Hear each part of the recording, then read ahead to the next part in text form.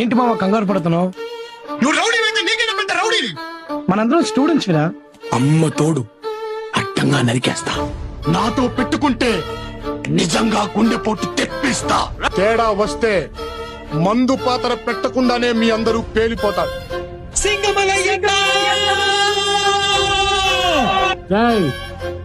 మర్యాదగా 2 విషయాలు గుర్తుపెట్టుకోండి. నంబర్ 1, నా ముందు తొడగొడితే తొడ మెడ 2 నరికేస్తా. అడ్డేవాడొస్తాడో నేను చూస్తాను. నన్ను నమ్ము.